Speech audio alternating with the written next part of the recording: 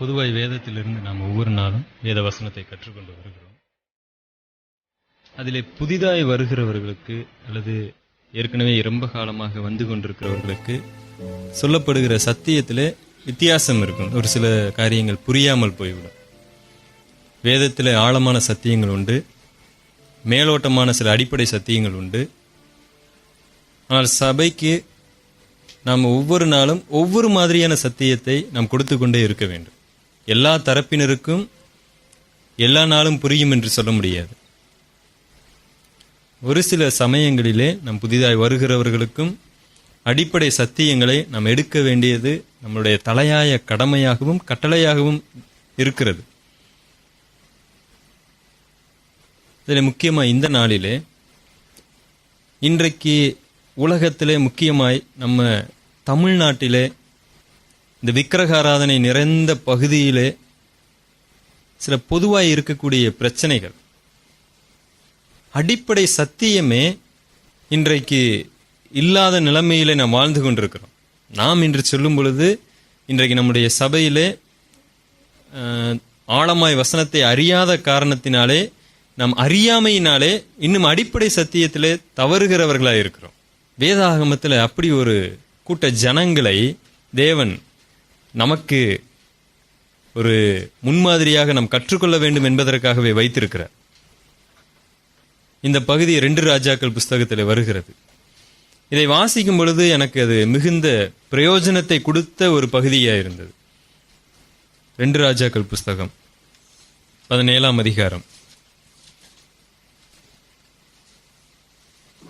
33வது வசனம் இந்த செய்தியினுடைய ஒரு தலைப்பாக நான் வைத்திருக்கிறேன். 2 ராஜாக்கள் 17ஆம் அதிகாரம் 33வது வசனம். அப்படியே கர்த்தருக்கு பயந்தும் தாங்கள் விட்டு வந்த ஜாதிகளுடைய முறைமையின் படியே தங்கள் தேவர்களை சேவித்தும் வந்தார்கள். இங்க நாம என்ன வாசிக்கிறோம்னா, கர்த்தருக்கு பயந்தும் தங்களுடைய தேவர்களை சேவித்தும் வந்தார்கள். யார் இவர்கள் பார்க்க போகிறோம். இதற்கு மேல இருக்கிற வசனத்தை எல்லாம் வாசிக்கும் போது நமக்கு நன்றாக நிச்சயமாய் புலப்பட போகிறது யார் இவர்கள்.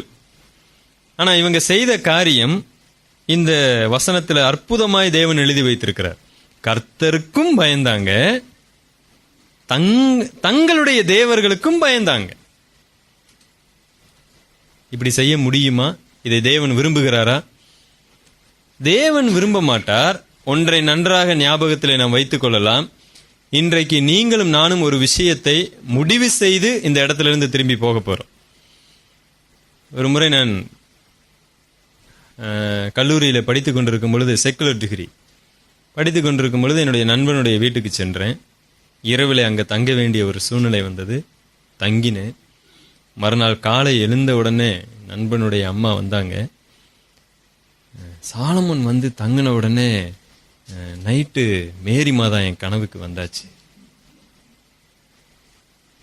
மேரி மாதா வந்து, இவ்வளவு காலமா நீ எங்க போன? உனக்காக நான் காத்து கொண்டிருந்தனே, நீ இவ்வளவு காலமா எங்க போன அப்படின்னு சொல்லி கேட்டுச்சு. எனக்கு ரொம்ப பயமாயிருச்சு. ரொம்ப காலமா நான் அங்க ஒரு சர்ச், எல்லாருக்கும் தெரிந்த ஒரு குழந்தை இயேசு சர்ச்சுன்னு ஒன்று இருக்கு. குழந்தை இயேசு சர்ச். அந்த சர்ச்சில் பொதுவா கிறிஸ்தவங்க யாரும் போறாங்களோ போலையோ எல்லாரும் அங்க இருப்பாங்க. அந்த குழந்தையை தூக்கி கொண்டிருக்கிற அந்த மரியாளுடைய படத்தை பார்த்து அல்லது சிலையை பார்த்து தொட்டு வணங்கி திரும்பி வருவாங்க. இந்த அம்மா ரொம்ப காலமா போகல. நான் போய் தங்கின உடனே அவங்களுடைய கனவுல மேரி மாதா வந்தாச்சு. இவங்க இதை சொல்றாங்க, ஐயோ மேரி மாதா வந்தாச்சு, நாளைக்கே போய் நான் காணிக்க போட்டு வரணும் அப்படின்னு சொன்னாங்க. அப்ப எனக்கு இது ஒரு பெரிய விஷயமா இல்லை, இதை உண்மைன்னு தான் நான் நம்பினேன். ஓ இருக்கும் போல் இருக்கு. ஏன்னா நானும் எல்லா இடத்துக்கும் போவேன். பயபக்தியா மேரி மாதா தொட்டு தொட்டு அப்படி கும்பிட்டுட்டு வந்துகிட்டு இருக்கும் பொழுது என்னுடைய நண்பன் எடிசன், தொட்டு கும்பிட்டா மாத்திரம் போகாது, மாலையில இருக்கிற பூவை எடுத்து பாக்கெட்ல வச்சுக்க, என்ன இப்படி வர்ற நீ? எனக்கு உயிரே போயிருச்சு ரூம்ல. அடுத்து ஏன்னா வியாழக்கிழமை தான் அங்க வந்து ஒரு பூஜை நடக்கும். அடுத்த வியாழக்கிழமை முதலா போய் எல்லா பூவையும் பறிச்சு எடுத்து வச்சுட்டு வந்துட்டேன். இப்படியெல்லாம் பயந்த நாட்கள் இருக்கிறது. இன்றைக்கு நாம் ஒரு முடிவோட திரும்பி போக போறோம். இங்க ஒரு கூட்ட ஜனங்கள் இருக்கிறாங்க. அவங்க என்ன செஞ்சாங்கன்னா, கர்த்தருக்கும் பயந்தாங்க, தங்களுடைய தேவர்களை சேவித்தும் வந்தாங்க. They feared God, they worship their own God. They serve their own God. ஏன் இந்த நிலைமை? அவங்களுடைய மனதில் தேவனை குறித்து என்னதான் எழுதி வச்சிருக்கிறாங்க? இதுக்கு முன்னாடி வசனத்தை வாசிக்கலாம். இவங்க யாருன்னு பார்க்கலாம் முதல்ல, அப்பதான் நன்றாக நமக்கு புலப்படும். 23வது வசனத்தை வாசிங்க. கர்த்தர் தீர்க்கதரிசிகளாகிய தம்முடைய ஊழியக்காரர் எல்லாரையும் கொண்டு சொல்லியிருந்தபடி அவர்களை தமது சமூகத்தை விட்டு அகற்றுகிற வரைக்கும் அவைகளை விட்டு விலகாதிருந்தார்கள். இப்படியே இஸ்ரவேலர் தங்கள் தேசத்தினின்று அசீரியாவுக்கு கொண்டு போகப்பட்டு இந்நாள் வரைக்கும் இருக்கிறார்கள்.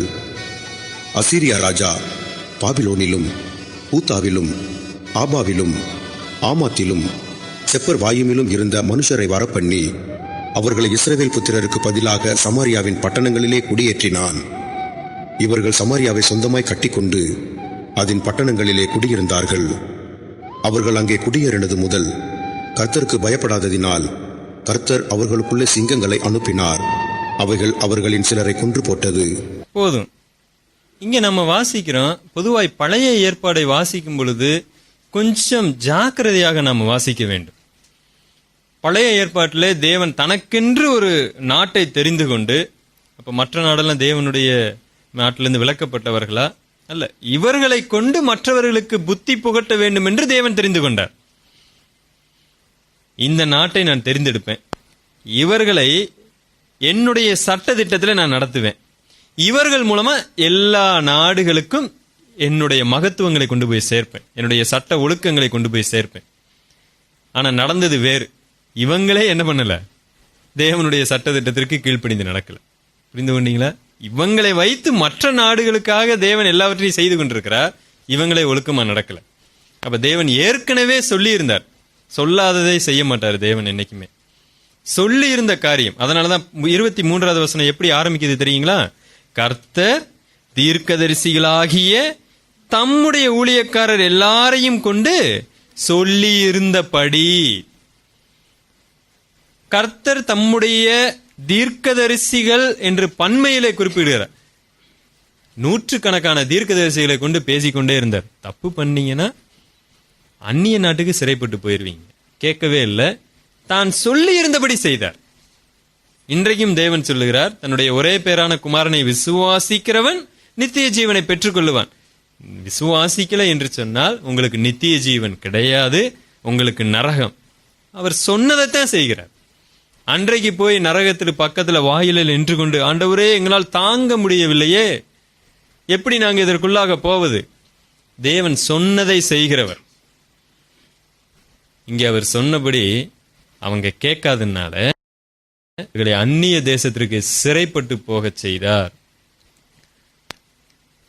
இஸ்ரேல் நாட்டினுடைய தலைநகர் சமாரியா. உதாரணத்திற்கு தமிழ்நாட்டில் மிக முக்கியமான சென்னை பட்டணம். இந்த சென்னை பட்டணத்தில் இருக்கிற எல்லாருமே போரிலே சிறைப்பிடிக்கப்பட்டு பாகிஸ்தானுக்கு போயிட்டாங்க. ஏன்னா நம்ம அந்த பெயரை பயன்படுத்தினா சில சமயம் புரியாது, அதற்காக சொல்லுகிறேன்.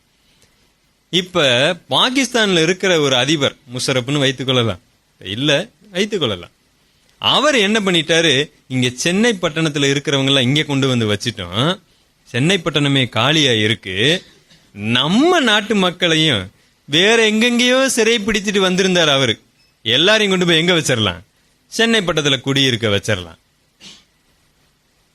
அப்படி அவர் என்ன பண்ணாருன்னா, அசீரியா ராஜா பாபிலோன்ல இருந்தும் கூத்தா என்கிற ஒரு நாட்டிலிருந்தும் இப்படி பல ஊர்கள் நாடுகள்ல இருந்து எல்லாரையும் சேகரிச்சு சமாரியாவில் கொண்டு போய் வச்சாச்சு. சமாரியாவில் வைத்தா எல்லாரும் பல தெய்வங்களை வழிபடுகிறவர்கள். அசீரியர்கள் ஒரு தெய்வத்தை வழிபடுகிறார்கள், பாபிலோனியர்கள் ஒரு தெய்வத்தை வழிபடுகிறார்கள். கூத்தா என்கிற ஊரிலிருந்து வந்தவங்க ஒரு தெய்வத்தை வழிபடுகிறாங்க. இப்படி பல இடங்களில் வந்து வழிபடக்கூடியவங்க எங்க இருக்கிறாங்க? சமாரியாவில இருக்கிறார்கள். சென்னை பட்டணத்தை போய் பார்த்தா இப்ப எல்லாரையும் கொண்டு வந்து வச்சா ஒருத்தர் ஒரு கூட்ட ஜனம் அல்லான்னு வந்து உட்கார்ந்து இருக்கிறாங்க.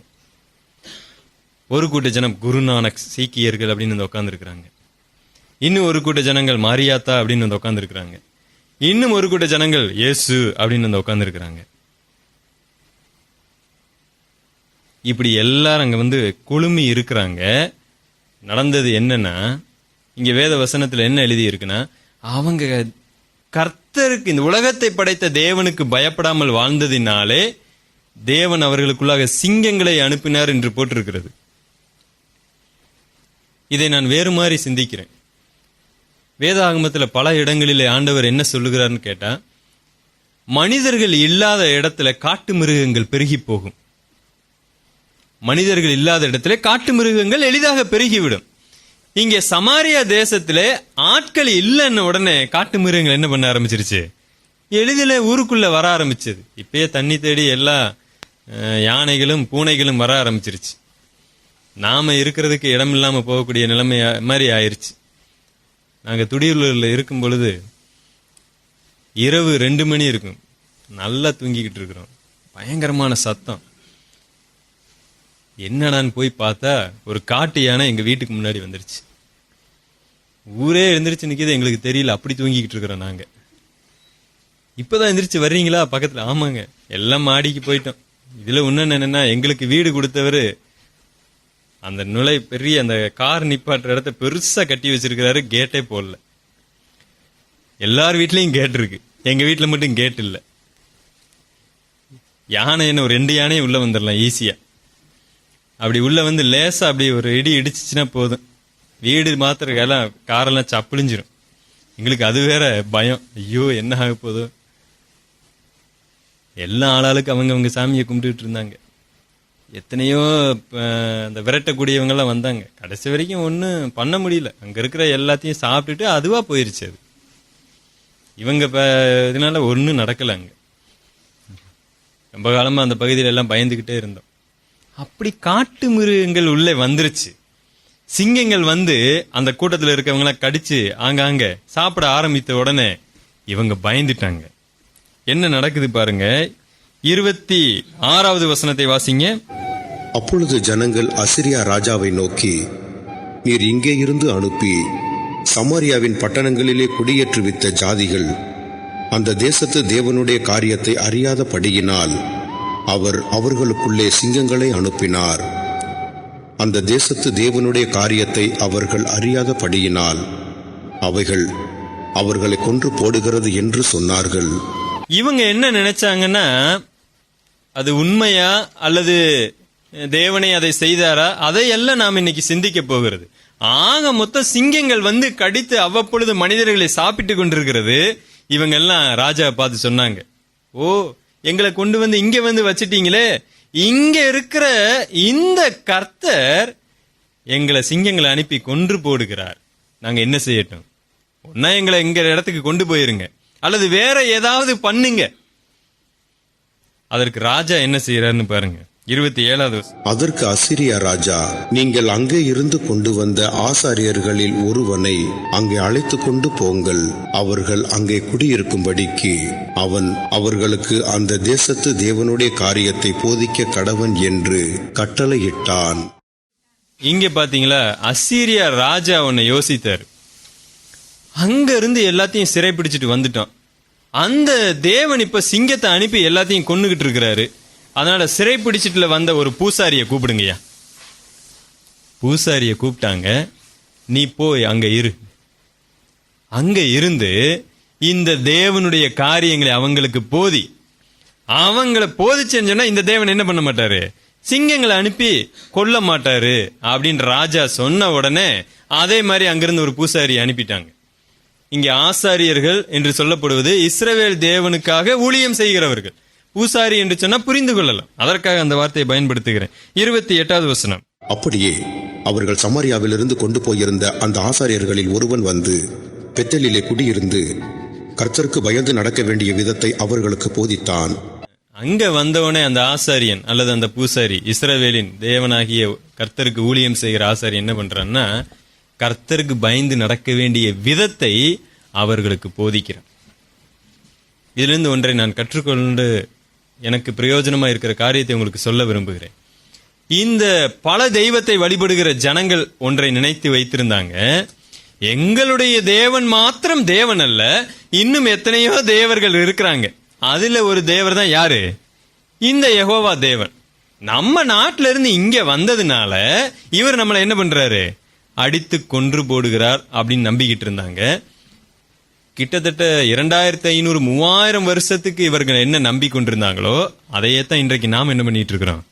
நம்பிக்கிட்டு இருக்கோம்.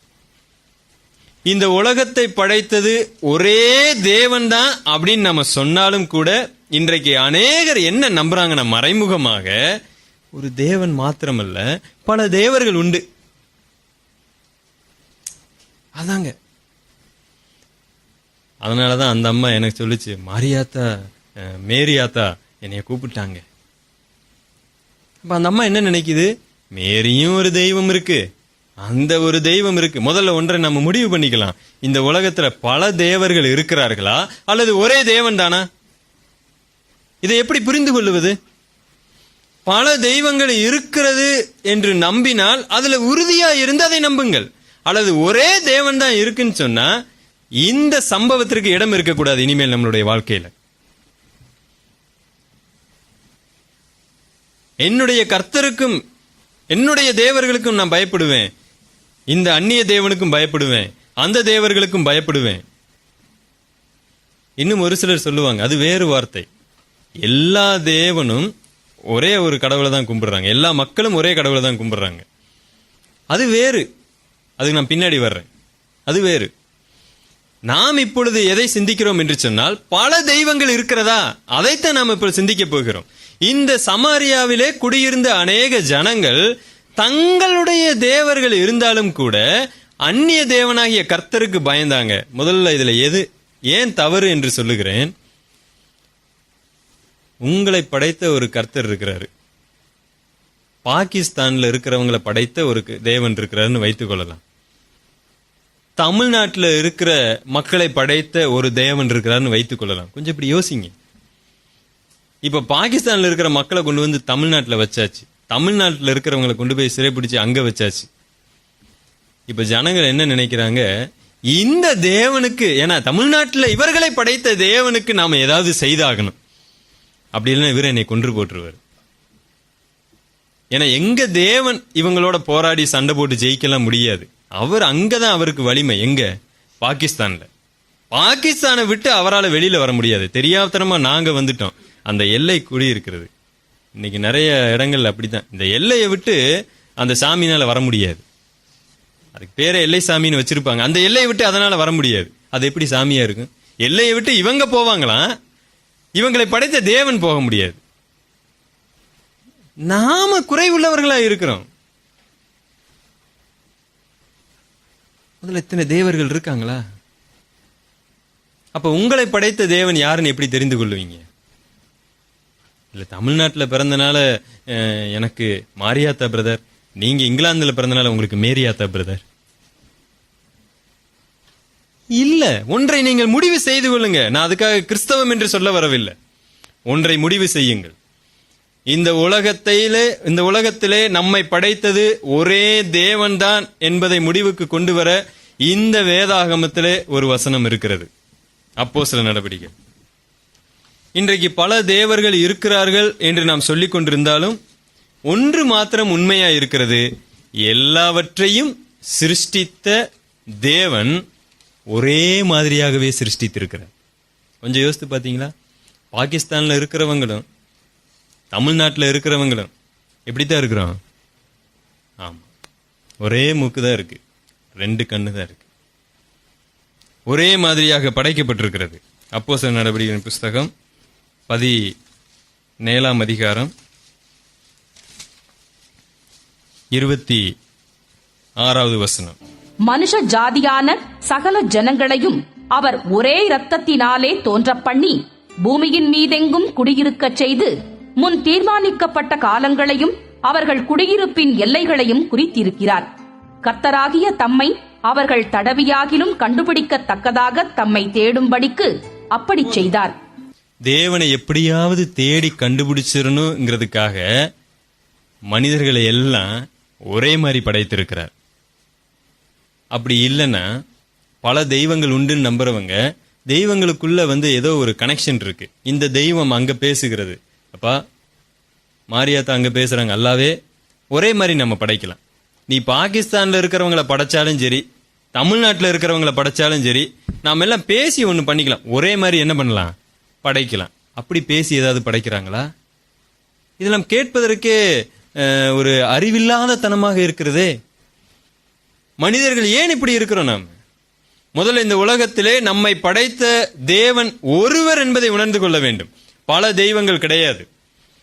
அந்த சமாரியாவில் இருந்த ஜனங்கள் பயந்தாங்க. பல தெய்வங்கள் இருக்கிறது, அதிலே ஒரு தெய்வம் இந்த இயேசு கிறிஸ்து அப்படின்னு நம்புனாங்க. நீங்க முருகன் தான் கடவுள் நம்புறீங்களா? இந்த உலகத்துல வேற எந்த கடவுள் இல்லைன்னு முதல்ல உறுதி பண்ணிக்கங்க.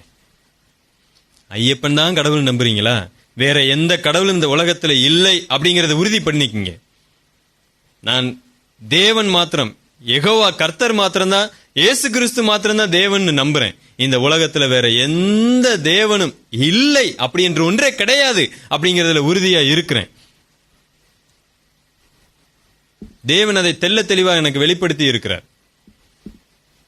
இது நாட்டுக்கு நாடு தேவர்கள் அல்ல, ஊருக்கு ஒரு தேவன் அல்ல. இன்றைக்கு இப்படிப்பட்ட எண்ணமுடையவர்களாய் இருக்கிறதுனாலே நாம் செத்தவர்களையும் அல்லது நம்மளுடைய மூதாதர்களையும் யாரை வேண்டுமானாலும் தெய்வமாய் மாற்றி வைக்கக்கூடிய நிலைமையில இருக்கிறோம்.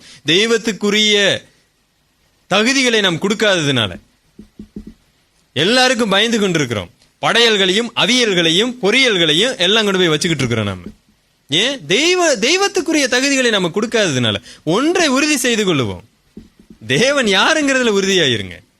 முதல்ல ஒரே தேவன்னா உங்க பாட்டனார் தேவன் இல்லை. நமக்கு தெரியும், ஒரு எங்க தாத்தாவே நாங்க இல்ல, இன்னொரு ஒரு கூட்ட ஜனங்கள் தெய்வமா வழிபட்டுக்கிட்டு வந்துட்டு இருக்கிறாங்க. எங்களுக்கே அது தெரியாது. எங்க தாத்தா உங்களுக்கு தெய்வமா? என்னையாது, அந்த ஆள் பண்ணாத பாவமே கிடையாது. எங்களுக்கே அது ஆச்சரியமா இருக்கு.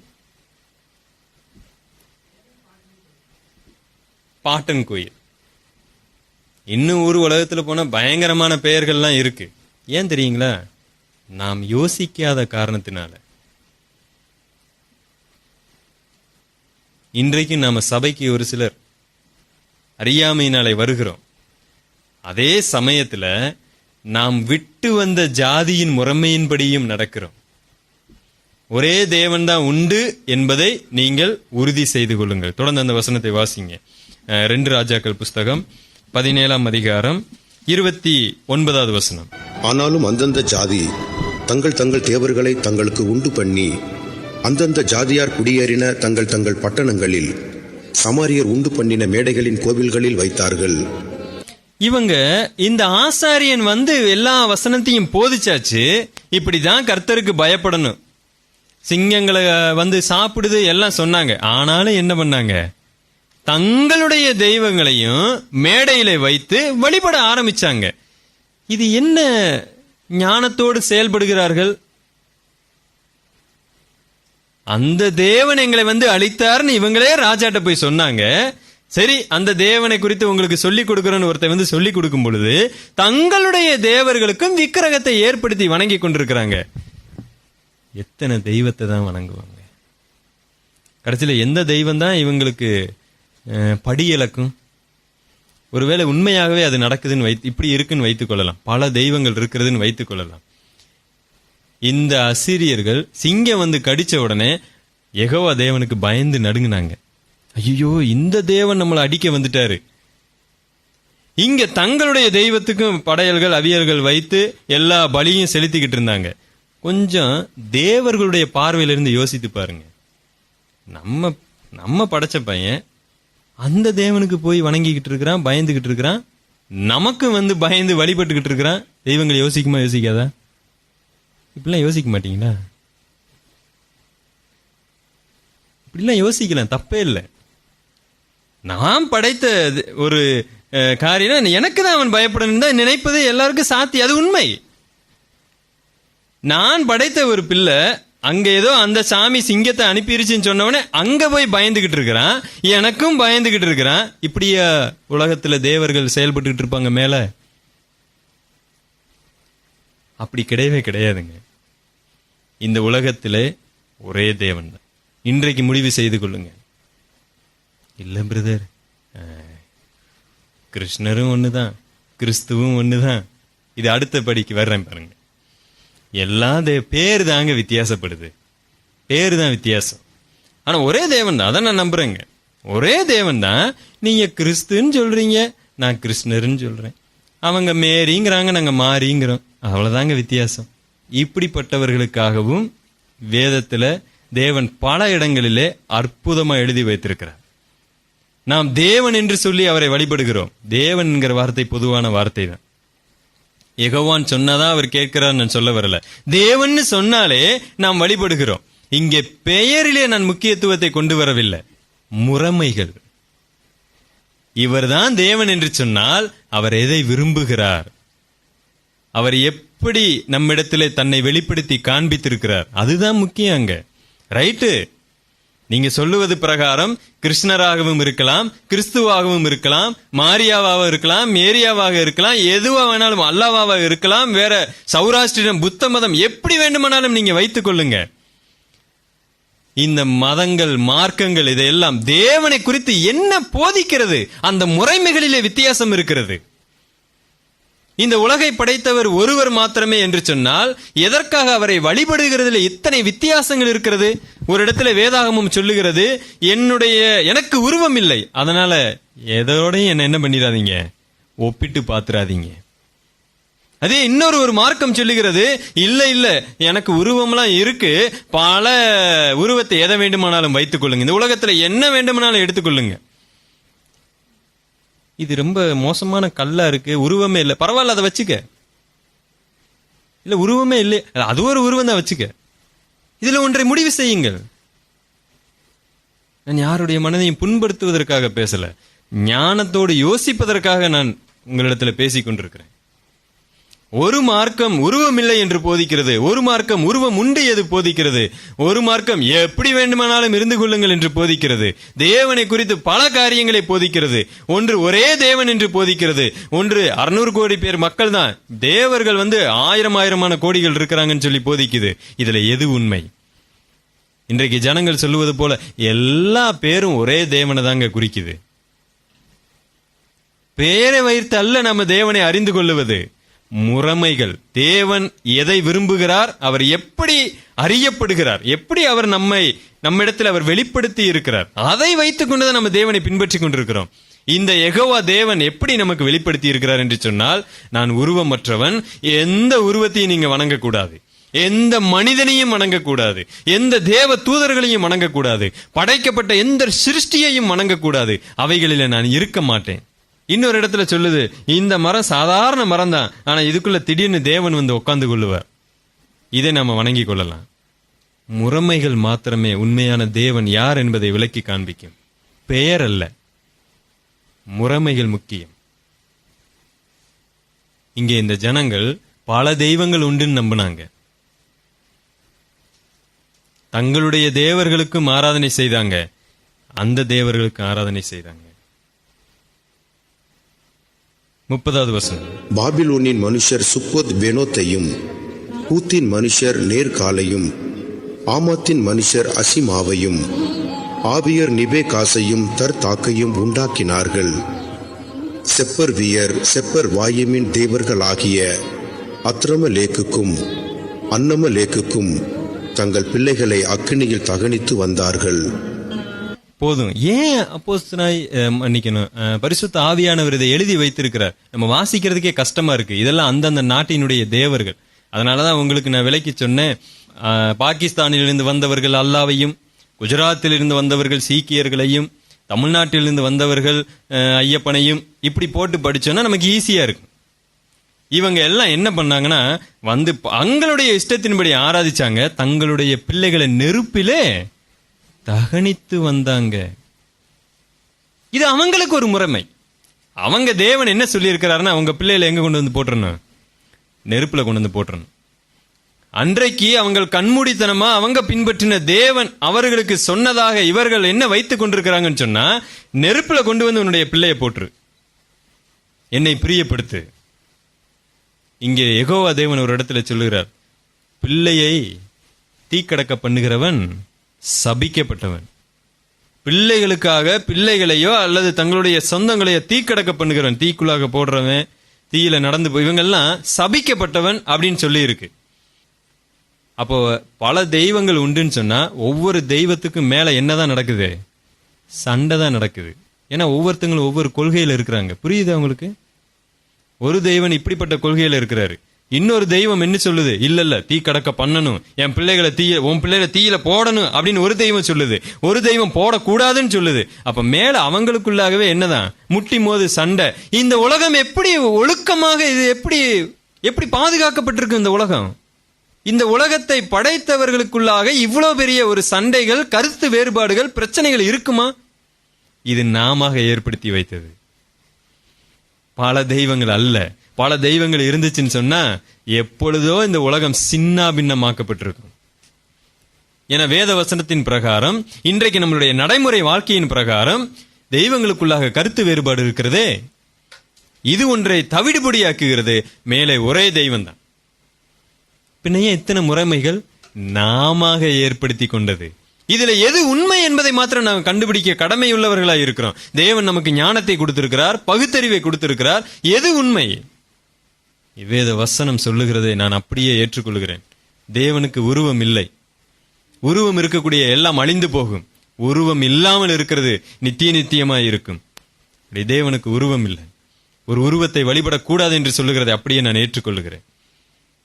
தீக்கடக்க பண்ணுவதோ பிள்ளைகளை தீயிலே போடுவதோ ஒருபோதும் எனக்கு பிரியத்தை உண்டாக்காது என்று சொல்லுகிறார். இதை என்னுடைய வாழ்க்கையில் அப்படியே நான் நினைச்சு பார்க்கிறேன். என் பிள்ளை எனக்கு விரோதமா எல்லா பாவத்தையும் செஞ்சுட்டு சடங்காச்சாரமா, அப்பா உனக்கு பதில் இந்த என் கையை வெட்டிக்கிறேன், உனக்கு பிடிக்குமா அப்படின்னு கேட்டா எனக்கு பிடிக்குமா? இந்த காலை வெட்டிக்கிறேன், இந்த முடியை வெட்டிக்கிறேன் அப்படின்னு என்னுடைய பிள்ளை சொல்லுது. ஆனா இருதயத்துல எந்த மாற்றமும் கிடையாது. அதே துர்க்குணம், அதே பிரச்சனை. எனக்கே அது பிடிக்காதே. என்னை படைத்த தேவன் அதில் தெளிவாக இருக்கிறார். இது வேதாகமத்தில் எழுதி வைக்கப்பட்டிருக்கிறது. அதை அப்படியே நான் ஏற்றுக்கொள்கிறேன். தேவன் தன்னுடைய சாயலிலே மனிதனை படைத்திருக்கிறார். கொஞ்சம் நம்மை வைத்து நீங்கள் தேவனை யோசித்து பாருங்க. உங்களால் அதை ஒத்துக்கொள்ள முடியுமா? ஒரு முஸ்லீம் நண்பர் என்னுடைய மனைவியிடத்தில் பேசும் பொழுது சில வாக்குவாதங்கள் ஏற்படும் பொழுது இவங்க கேட்டிருக்கிறாங்க. இவங்க ஒரு கேள்வி கேட்க, அவங்க ஒரு பதில் சொல்ல, இப்படியே போகும் பொழுது திடீர்னு ஒரு கேள்வி, அது என்ன, உங்க இதுல பல பேரை திருமணம் பண்ணிக்கலாமா? அதை எப்படி உங்க அல்லாஹ் அனுமதிக்கிறாரு? இதை கேட்டவுடனே அவங்களுக்கு ஒரு இல்ல, அதெல்லாம் பரவாயில்ல, அது தேவன் அதெல்லாம் அனுமதிக்கிறாரு. நீங்க அதை ஒத்துக்குவீங்களா? திரும்ப ஒரு கேள்வி, நீங்க அதை ஒத்துக்குவீங்களா? ஒரு சாதாரண மனிதனாலே இதை ஒத்துக்கொள்ள முடியாது. ஒரு மனைவியினிடத்துல உங்க கணவனுக்கு ஒரு 10 பெண்களை கல்யாணம் பண்ணி வைத்துக் கொள்ளலாம், ஏன்னா வேதத்துல ஆண்டவர் எழுதி கொடுத்திருக்கிறாரு அப்படின்னு சொன்னா மனைவி ஒத்துக்குவாளா? ஏன் இதை நான் சொல்றேன்னு சொன்னா, நாம் எதையெல்லாம் ஒத்துக்கொள்ள மாட்டோமோ அதை தியானித்து பார்த்தாலே போதும். கொஞ்சம் இந்த வேதத்துக்கு தேவன் என்ன சொல்றான்னு உங்களோடு ஒப்புமைப்படுத்தி பாருங்க. ஒரே மனைவின்னு ஆண்டவர் சொல்றாரு, விவாகரத்தை பண்ணக்கூடாதுன்னு ஆண்டவர் சொல்றாரு. இதே தேவன் ஒரு இடத்துல சொல்றாரு, மனைவியும் கணவனும் விவாகரத்து ஒருவேளை ஒரு பெரிய பாவம், விபச்சார பாவத்துல பிடிக்கப்பட்டா நீங்க என்ன பண்ணுங்க? அதற்கு வேண்டுமானாலும் உங்களுக்கு ஒரு வாய்ப்பு தருகிறேன், நீங்க வேணா விவாகரத்து பண்ணிக்கங்க, வேற எந்த பாவத்துக்கும் விவாகரத்து பண்ணக்கூடாது அப்படின்னு சொல்லிட்டு கீழே இன்னொரு கட்டளையை எழுதி வச்சிருக்கிறாரு. அப்படி விவாகரத்து பண்ணாலும் நீங்க வேற யாரையும் என்ன பண்ணக்கூடாது? திருமணம் பண்ணக்கூடாது எழுதி வச்சிருக்கிறாரு. ஏன்? நாங்க அதை விவாகரத்து பண்ணிட்டோம்ல, திருமணம் பண்ணுவதற்கு என்ன? அதற்கு கீழே இன்னொரு கட்டளை எழுதி இருக்கிறாரு, இந்த 2 பேர் விவாகரத்து பண்ணப்பட்ட 2 பேர்ல யாராவது ஒருத்தவங்க செத்து போயிட்டாங்கன்னா நீங்க என்ன பண்ணிக்கீங்க? வேற திருமணம் பண்ணிக்கீங்க. அப்ப விவாகரத்தும் பண்ணியாச்சு, நாங்க ஏன் வேறு திருமணம் பண்ணக்கூடாது? என்ன ஆண்டவரே இப்படி சொல்றீங்க? இல்ல, செத்து போன ஒருவேளை கணவனோ அல்லது மனைவியோ, ரெண்டு வேளை யாராவது ஒருத்தவங்க இறந்து போயிட்டாங்கன்னா நீ வேற திருமணம் பண்ணிக்கொள், அது வரைக்கும் திருமணம் பண்ணாத. ஏன்னா நீங்கள் திருமணத்தில் இணைக்கப்பட்டவங்க. விவாகரத்து என்பது என்னன்னு கேட்டா ஒரு கருத்து வேறுபாடு, ஒரு பிரிவு. எப்பொழுது வேண்டுமானால் ரெண்டு பேரும் என்ன பண்ணலாம்? சேரலாம். 90 வயதுல கூட சேர வாய்ப்பு இருக்கு. ஒருவருடைய பாவத்தை ஒருவர் மன்னிச்சிட்டாருன்னா அந்த நிமிஷத்துல இருவரும் மீண்டும் சேர வாய்ப்பு இருக்கிறது. அதனாலதான் ஆண்டவர் சொன்னாரு, விவாகரத்து பண்ணா கூட நீங்க வேறு திருமணம் பண்ணக்கூடாது. ஒருத்தவங்க இறந்து போயிட்டாங்கன்னா திருமணம் பண்ணிக்கலாம். ஏன்னா மீண்டும் அவர்கள் சேருவதற்கு வாய்ப்பு இல்லை. தேவன் வேதாகமத்துல எல்லாவற்றையும் தெள்ள தெளிவாக எழுதி வைத்திருக்கிறார். அதை உங்களுடைய வாழ்க்கையில அபியாசப்படுத்தி யோசித்து பாருங்க. நீங்க அதை ஒத்துக்கொள்ளுவீங்களா? இன்றைக்கு எத்தனையோ மார்க்கங்கள் போதிக்கக்கூடிய காரியத்தை உங்களால் ஒத்துக்கொள்ள முடியுதா? நாங்க முஸ்லீம் நண்பர்களோடு பேசும் பொழுது அவங்க ஒரு வார்த்தை சொன்னாங்க, அல்லாஹ் பணிய சொன்னா பணிய வேண்டியதுதான். நாங்க ஒரு கேள்வி கேட்டோம். வேதாகமத்துல போட்டிருக்கு, ஆதாமை முஸ்லீம்ல போட்டிருக்கு. இதெல்லாம் பேசுவதில் தவறு இல்லை, நம்மளுடைய காரியங்கள் எல்லாம் கற்றுக்கொள்ள வேண்டும். அந்த குர்ஆன்ல எடுத்து பார்த்தோம்னா அந்த அல்லாஹ் ஒரு கட்டளை எடுக்கிறார். ஆதாமை நான் படைத்து விட்டேன், ஆதாமுக்கு எல்லோரும் பணியுங்கள், ஆதாமை தொழுது கொள்ளுங்கள். அதுல ஒருத்தன் மாத்திரம் தொழுது கொள்ளவில்லை. அவன் என்ன சொல்றானா, அல்லாவே நீர் என்ன சொல்லி இருக்கிறீர், மனிதர்களுக்கு வணக்கம் செலுத்தக்கூடாது என்று நீர் சொல்லி இருக்கிறீர். நீரே இப்படி சொல்லுவீர்னா நான் எப்படி இவங்களை பணிந்து கொள்ளுவேன்? நான் ஆதாமை பணிந்து கொள்ள மாட்டேன் அப்படின்னு சொல்லிட்டு ஒருத்தன் பணிந்து கொள்ளாம போயிட்டான். அவன் யாரு? சாத்தான். இதுதான் குர்ஆன் போதிக்கிறது. அவன் சாத்தான் இல்லையா? அவன் தான் உண்மையான மனுஷன். அல்லாவே என்ன சொல்றாரு, தேவ தூதர்கள் மனிதர்களுடைய யாருக்கும் வணக்கம் செலுத்தக்கூடாது, யாரையும் பணிந்து கொள்ளக்கூடாது. அதே அல்லாஹ் வந்து சொல்றாரு, ஆதாமை படைத்தேன், ஆதாமுக்கு பணிந்து கொள். இங்க சாத்தான் பணிந்து கொள்ள மாட்டேன்னு போனதுனால இதை நாங்க கேட்ட மாத்திரத்துல சொன்ன, ஆதாம் பணிய என்ன சொல்றது, அல்லாஹ் பணிய சொன்னா பணிந்தாகணும். இது முட்டாள்தனமாக இல்ல? பகுத்தறிவுள்ளவன் யோசிக்கணும். இந்த யெகோவா தேவன் செய்ய சொன்னா எல்லாவற்றையும் செய்யலாம், தப்பில்லை. ஆனால் அதே யெகோவா தேவன் எது உண்மை, எது பகுத்தறிந்து செயல்படுவதற்கும் அதில் வைத்திருக்க எல்லாவற்றையும் சோதித்து நலமானதை நீங்கள் பிடித்துக் கொள்ளுங்கள். இதே யெகோவா தேவன் தவறான ஒன்றை செய்ய சொன்னார்னா என்னால செய்ய முடியுமா? அப்பயே நான் தெரிந்து கொள்ளுவேன், இந்த யெகோவா தேவன் தவறானவர். இப்படி சொல்ல தவறா எடுத்துக்காதீங்க. இப்படித்தான் நம்ம பகுத்தறியணும். இவர் சொல்லுவதில் ஏதோ தவறு இருக்கிறது என்பதை நாம் பகுத்தறிந்து கொள்ளலாம். இன்னைக்கு எத்தனையோ மதங்களும் மார்க்கங்களும் சொல்லுவதிலே தவறு இருக்கிறது, கண்மூடித்தனமாக நாம் நம்ப வேண்டும் என்கிற அவசியம் இல்லை. இதே வேதாகமும் போதிக்குது, என்னுடைய ஒரே பேரான குமாரனை பணிந்து கொள்ளுங்கன்னு சொல்லி தேவ தூதர்களுக்கு எல்லாம் கட்டளையிடுறாரு. ஆதாமை பணிந்து கொள்ளுங்கன்னு வேதத்துல எங்கேயுமே சொல்லல. எங்கேயாவது இருக்கா? இயேசு கிறிஸ்துவை இந்த உலகத்துல பிரவேசிக்க செய்யும் பொழுது தன்னுடைய தேவ தூதர்கள் எல்லாம் பணிந்து கொள்ள கடவர்கள் ஆண்டவர் சொன்னாரு. அதுல ஒரு முறை இருக்கிறது. ஏன்னா இயேசு கிறிஸ்து தேவன், இப்ப மனிதனா வந்திருக்கிறாரு. அதற்காக அவருடைய தெய்வத்தன்மை குலைக்கப்படுமா? தெய்வத்தன்மை இழந்து போய் இல்ல. அவர் எல்லாவற்றையும் விட்டு வந்தால் கூட பிதாவாகிய தேவன் பார்க்கிறாரு, அவர் எல்லாவற்றையும் விட்டு வந்தாலும் அவர் கொடுக்க வேண்டிய கனமும் மகிமையும் மகத்துவமும் வல்லமையும் நீங்க கொடுத்தே ஆகணும். தேவ தூதர்கிட்ட சொல்றாரு. எல்லா தேவ தூதர்களும் அவரை தொழுது கொண்டாங்க. ஆதாமை தொழுது கொள்ளல. இன்றைக்கு முறைமைகளிலே நாம் வேதத்தை பின்பற்றி கொண்டிருக்கிறோம். கொஞ்சம் பகுத்தறிவுள்ளவர்களை நாம யோசிப்போம். இவங்க தங்களுடைய தேவர்களுக்கும் பயந்தாங்க, சேவை செய்தாங்க. இஸ்ரவேலின் தேவனுக்கும் பயந்தாங்க. 32வது வசனம், அவர்கள் கர்த்தருக்கு பயந்ததும் அன்றி மேடைகளில் உள்ள கோவில்களில் தங்களுக்காக ஆராதனை செய்கிறதற்கு தங்களுக்குள் ஈனமானவர்களை ஆசாரியர்களாகவும் ஏற்படுத்தினார்கள். அப்படியே கர்த்தருக்கு பயந்தும் தாங்கள் விட்டு வந்த ஜாதிகளுடைய முறைமையின் படியே தங்கள் தேவர்களை சேவித்தும் வந்தார்கள். இதுதாங்க இன்றைக்கு இருக்கிற மிகப்பெரிய பிரச்சனை. கர்த்தருக்கு பயந்தும் தாங்கள் விட்டு வந்த காரியங்களையும் பின்பற்றி கொண்டிருந்தாங்க. எவ்வளவு மோசமான ஒரு நிலைமை. இன்றைக்கு சபைக்கு வரக்கூடிய நாம் கர்த்தருக்கு ஆராதனை செய்ய வந்திருக்கிற நாம் ஏன் இந்த கர்த்தருக்கு ஆராதனை செய்ய வந்திருக்கிறேன், எதற்காக இந்த கர்த்தருக்கு பயப்படுகிறேன். கர்த்தருக்கு பயப்படுதல் 2 காரியம் இருக்கிறத சொல்லி நான் முடிக்கிறேன். தேவனுக்கு பயப்படுதல் அவருக்கு சேவை செய்ய. முதலாவது ஒன்று, தேவனுக்கு பயப்படுதல் அவருக்கு சேவை செய்ய. இன்னொன்று, தேவனுக்கு பயப்படுதல் நம்மளுடைய சுய தேவையை நிறைவேற்றிக் கொள்ள. 2 காரியம், தேவனுக்கு பயப்படுதல் அவருக்கு சேவை செய்ய. 2வது, தேவனுக்கு பயப்படுதல் நம்முடைய சுய தேவையை நிறைவேற்றிக் கொள்ள. இன்றைக்கு எல்லா பிரசங்கங்களையும் பார்த்தீங்கன்னு சொன்னா, கர்த்தருக்கு பயப்படுங்க, உங்க வாழ்க்கையில் ஏதாவது பிரச்சனையா, தோல்வியா, கடனா, சோர்வா, பலவீனமா, கர்த்தருக்கு பயப்படுங்க, இதெல்லாம் சரியாயிரும். இன்றைக்கு ஜனங்கள் அதே மாதிரி என்ன நினைக்கிறாங்க, இந்த கர்த்தருக்கு பயந்தா என்னுடைய வாழ்க்கையில இதெல்லாம் சரியாகும், அதற்காக நான் கர்த்தருக்கு பயப்படுகிறேன். இந்த ஜனங்கள் என்ன பண்ணாங்க, நாங்கள் கர்த்தருக்கு பயந்த இந்த சிங்கம் பிரச்சனையிலிருந்து நாங்க விடுதலை அடைஞ்சிருவோம், நாங்க எப்பொழுதும் போல எங்களுடைய தேவனை நாங்க நிம்மதியா ஆராதிப்போம். They feared God, they served their own God. அதனாலதான் இன்றைக்கும் வருகிறவங்க எல்லாம் கொஞ்சம் மனதில் யோசித்து பாருங்க, கர்த்தருக்கு ஏன் பயப்படுறீங்க? உங்க வாழ்க்கையில எது நன்மை நடக்கணுங்கல்ல, அவருக்கு சேவை செய்வதற்காக நாம் பயப்படுகிறோமா? இவர்தான் உண்மையான தேவன், அவருக்கு நான் பயப்படுகிறேன், அவர் என்ன செய்ய சொல்லுகிறாரோ செய்கிறேன். அதெல்லாம் மாறி போச்சு.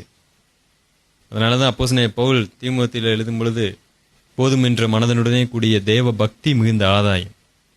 போதும் என்கிற மனதுடனே கூடிய தேவ பக்தி மிகுந்த ஆதாயம் சொன்னார். கர்த்தருக்கு பயந்தானாலே அதுதான் மிகப்பெரிய ஆதாயம். அது தெய்வ பயத்தை உண்டாக்குகிறது, பக்தி விருத்தியை உண்டாக்குகிறது, அதுதான் நமக்கு லாபம். பக்தி விருத்தியை உண்டாக்கணும், தெய்வ பயத்தோட நடந்தன்னா எனக்கு ஏதாவது நடக்குன்னு நினைக்கிறது செல்ஃபிஷ், சுயநலம். அவரை நாம் ஏதோ ஒரு விஷயத்திற்காக பயப்படுத்துகிறோம். இங்க தேவனுக்கு சாட்டிஸ்பேக்ஷன், அவரை திருப்திப்படுத்திட்டோம்னா இங்க அவர் என்னுடைய வாழ்க்கையில தடையிட மாட்டாரு, எந்த பிரச்சனையும் வராது, நான் இதை நடத்தி கொள்ளலாம். வேலைக்கு காலையில் அலுவலுக்கு போவாங்க, காலையில போன உடனே ஒரு 10 நிமிஷம் ஜெபிப்பாங்க. எல்லாம் அப்பா தேவன் அவர் செய்ய வேண்டிய வேலை நான் கடமையெல்லாம் செஞ்சுட்டேங்க, பிரேயர் பண்ணிட்டு கடைசி அங்கிருந்து கிளம்பி வரும்பொழுது வீட்டுல ஒரு பிரேயர் முடிஞ்சு போச்சு. தேவனுக்கு செய்ய வேண்டியதை நாங்க செஞ்சிருவோங்க, அவ்வளவுதாங்க. எங்க வேலை முடிஞ்சது, அவ்வளவுதான். தேவனுக்கு செய்ய வேண்டியதை செஞ்சிருவோம் நாங்க. அதனாலதான் இன்றைக்கு மனிதர்கள் நேர்த்தி கடன், ஏன்னா அவரை திருப்திப்படுத்திடணும், பரிகாரம், அவரை ஏதோ ஒண்ணு செஞ்சு வாய் அடைச்சிடணும், அப்புறம் நமக்கு இங்க நம்மளுடைய வேலையை செஞ்சிடலாம். இது அல்ல வேதாகமம் போதிக்கிறது. கர்த்தருக்கு பயந்தால் அவருக்கு மாத்திரமே சேவை செய்யுங்க, அவருக்கு மாத்திரம் பயந்து நடங்க, வேற எந்த காரியத்துக்கும் அல்ல. இன்றைக்கு நம்ம கர்த்தருக்கும் பயப்படுகிறோம். ஏன்?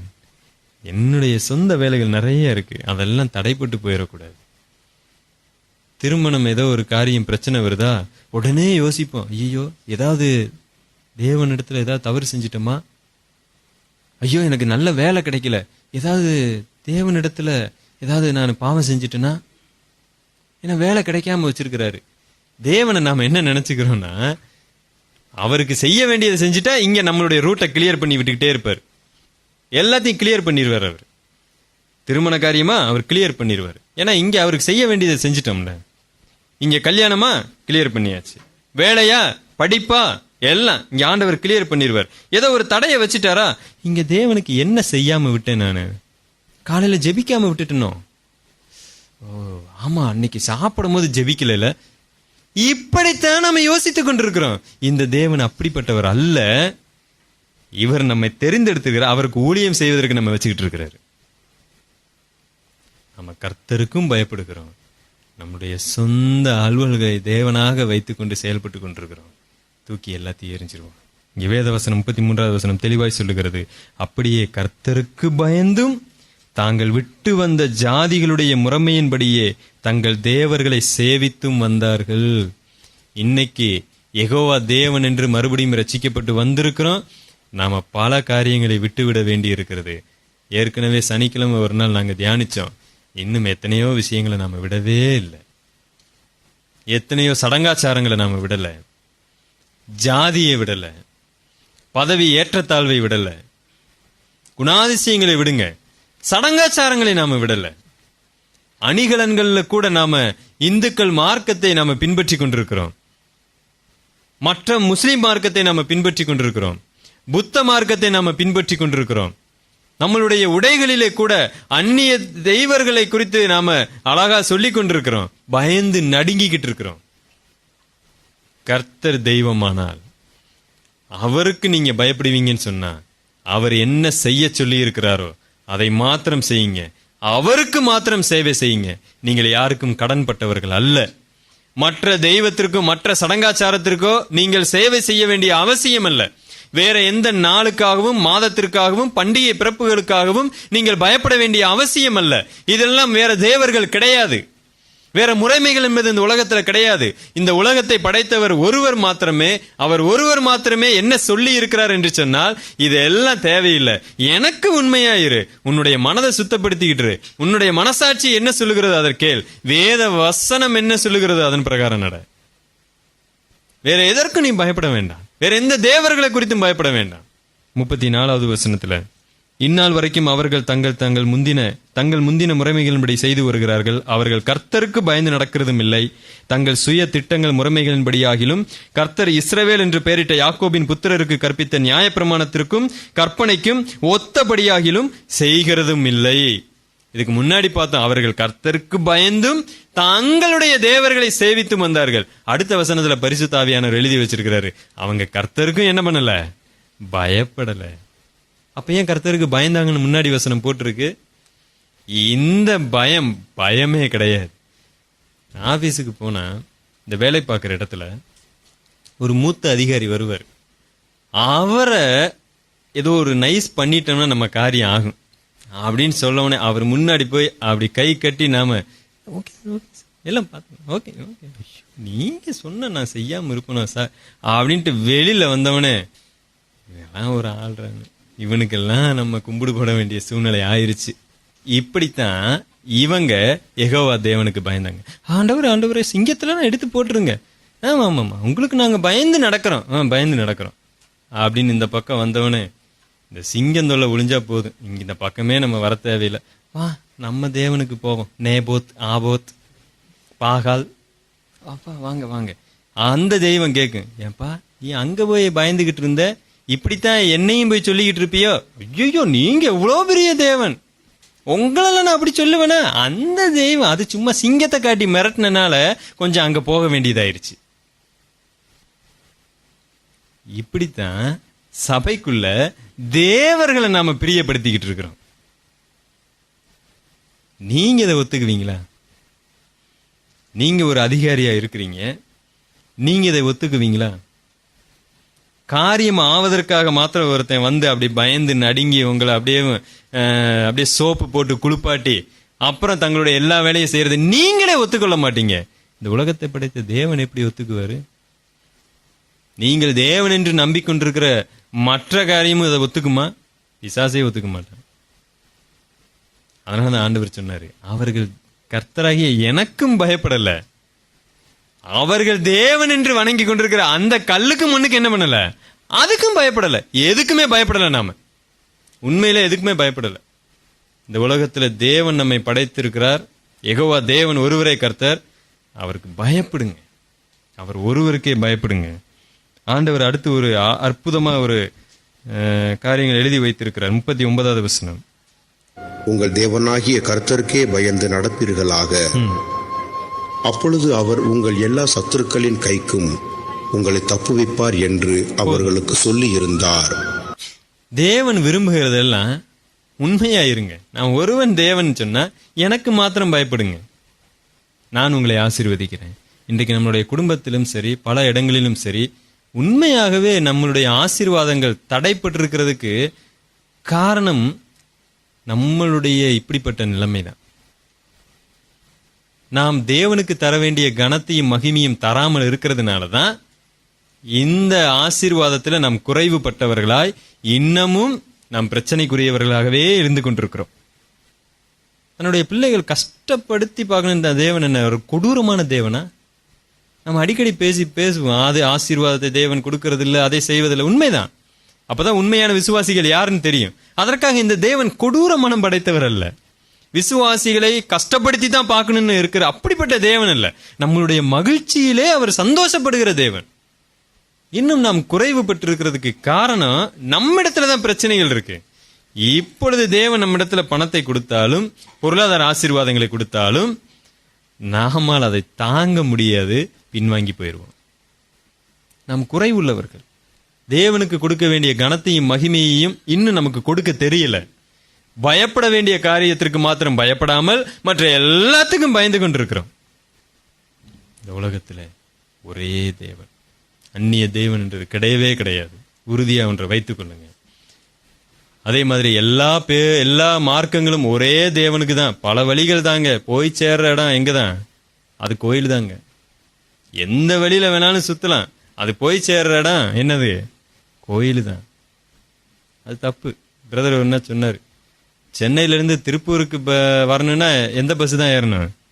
திருப்பூர் பஸ் தான் ஏறணும். கோயம்புத்தூர் பஸ் ஏறினா கோயம்புத்தூர் தான் போகும். கோயம்புத்தூருக்கு போனாலும் அங்கிருந்து எந்த பஸ் தான் ஏறணும்? திருப்பூர் பஸ் தான் ஏறணும். திருவண்ணாமலை போனாலும் அங்கிருந்து திருப்பூர் பஸ் தான். வேற பல வழிகளுக்கு போனாலும் போய் சேர்ற இடம் என்னது? அது கோயில். அப்படிங்கிற மார்க்கத்தை தூக்கி குப்பையில போட்டுருங்க. தேவன் நானே வழியும் சத்தியம் ஜீவனுமா இருக்கிறேன். ஒரே வழிதான். இந்த வழியில போனாதான் ஏன் திருப்பூர்? வேற எந்த வழியில போனாலும் சுத்திக்கிட்டே தான் இருக்கணும். ஏன் ஒரே வழி ஆண்டவர் வச்சிருக்கிறாரு? இந்த உலகத்துல தீமையானவர்கள் யார், நன்மையானவர்கள் யார் என்பதை வேறு பிரிப்பதற்காக ஆண்டவர் வச்சிருக்கிறார். உங்களுக்கு வேண்டிய தகுதியை அவர் கொடுப்பதற்காக இதை வைத்திருக்கிறார். உலகத்தில் எல்லா அக்கிரமத்தையும் எல்லா பாவத்தையும் செய்து குழந்தைகளை கூட கொன்று குவித்து போர், பயங்கரவாதம், தீவிரவாதம் என்கிற பெயரில எல்லாவற்றையும் கொன்று குவித்து தங்களுடைய தேவனுக்கும் அவர்கள் பலி செலுத்தி ஆராதனை செலுத்தி வருகிறவர்களையும் நீங்க ஒத்துக்கொள்வீங்களா? நோ. ஆனா நம்மளுடைய பழக்க வழக்கமே அவங்க தேவன் அதை சொல்லி இருக்கிறார், அவங்க செய்யட்டும் சொல்லி விட முடியுமா? அதனாலதான் தேவன் ஒரே மார்க்கத்தை வைத்திருக்கிறார், ஒரே வழியை வைத்திருக்கிறார். இதை தெரிந்தெடுக்கிறவங்க தான் பரலோகத்துக்கு வர முடியும். இதை தெரிந்தெடுக்கிறவங்க தான் கர்த்தராகிய இயேசு கிறிஸ்து மூலமா நித்திய ஜீவனுக்கு அடைய முடியும். பல வழி என்பது கிடையாது. தேவனால் நியாயம் தீர்க்க முடியாது. தேவன் ஒருவர் தான். அவருடைய விருப்பமும் ஒன்றுதான். அவர் மாறிக்கொண்டிருக்க மாட்டார். திடீரென்று உருவம் இல்லாம பரவாயில்ல, உருவம் இருந்தாலும் பரவாயில்ல. நோ, அவர் மாறுதல் அல்ல. அவர் மனம் மாறாமலும் இருப்பார். அவர் மாறாதவர், நேற்றும் இன்றும் என்றும் மாறாதவர். முதல்ல அந்த தேவன் யார் என்பதை உறுதி செய்து கொள்ளுங்க. கிறிஸ்துவானால் கிறிஸ்துவுக்கு மாத்திரமே பயப்படுங்க. அவர் என்ன செய்ய சொல்லி இருக்கிறாரோ அதை மாத்திரமே நீங்க செய்யுங்க. இங்கே சமாரியாவிலே குடியிருக்கிற ஜனங்கள் யெகோவா தேவனுக்கு பயந்தும் தங்களுடைய தேவர்களுடைய காரியங்களையும் சேவித்து தங்களுடைய தேவர்களுக்கு ஊழியம் செய்து கொண்டு வந்தாங்க. இப்படிப்பட்ட வாழ்க்கை நம்முடைய சரித்திரத்திலும் வரக்கூடாது. நம் மறைமுகமாக அநேக இடங்களிலே இப்படிப்பட்ட நிலைமையிலே நாம் இருக்கிறோம். அநேக சடங்காச்சாரமான காரியங்களை செய்து கொண்டிருக்கிறோம். கர்த்தருக்கு மாத்திரமே பயப்படுவோம். கர்த்தருக்கு பயப்படுகிறவர்கள் பாக்கியவான்கள். அதுவே ஞானத்தின் ஆரம்பம், விஸ்டம். அந்த ஞானத்தின் ஆரம்பமே தேவனுக்கு மாத்திரம் பயப்படுகிறதுல இருக்கிறது. இந்த வார்த்தை உங்களுக்கு பிரயோஜனமா இருந்தால் நம்முடைய மூட பழக்க வழக்கங்கள், அறியாமைகள், யோசிக்காமல் எடுத்த முடிவு, பகுத்தறிவிலே வராத முடிவுகள், சோதித்து அறியாமல் எடுத்த முடிவு, பரம்பரையாய் நான் பின்பற்றி வந்த காரியங்கள், இவற்றை எல்லாம் எனக்குள்ளாக இருக்குன்னு சொன்னா இதையெல்லாம் தூக்கி ஓரத்துல வைத்துட்டு தேவன் கொடுத்த அறிவின் பிரகாரம் யோசித்து சரியான சத்தியத்தை நம்ம தெரிந்தெடுப்போம். இந்த உலகத்துல ஒரே தேவன் உண்டு, தேவர்கள் அல்ல. அதை உறுதியாய் நாம் உறுதிப்படுத்திக் கொள்வோம். நிச்சயமா தேவன் நம்மை ஆசீர்வதிப்பார். கண்களை முடிச்சு பரலோக பிதாவே உம்மை துதிக்கிறோம், ஸ்தோத்திரிக்கிறோம். கேட்ட வசனம் எங்களுக்கு பிரயோஜனத்தை கொடுக்கட்டும். இன்றைக்கு அடிப்படை சத்தியம் இல்லாததினாலே நாங்கள் தேவர்கள் அனைவருக்கும் பயந்து கொண்டிருக்கிறோம். சமாரியர் மக்கள் உமக்கும் பயந்தாங்க, தங்களுடைய தேவர்களையும் தேவர்களாக நீர் இவற்றை வெறுக்கிறவர். கேட்ட வசனம் இன்னும் இந்த சத்தியத்திலே குறைவுள்ளவர்கள் தெளிவாகத்தக்கதாக அவருடைய இருதயத்தில் நீர் வல்லமையான அந்த குருட்டாட்டம் உள்ள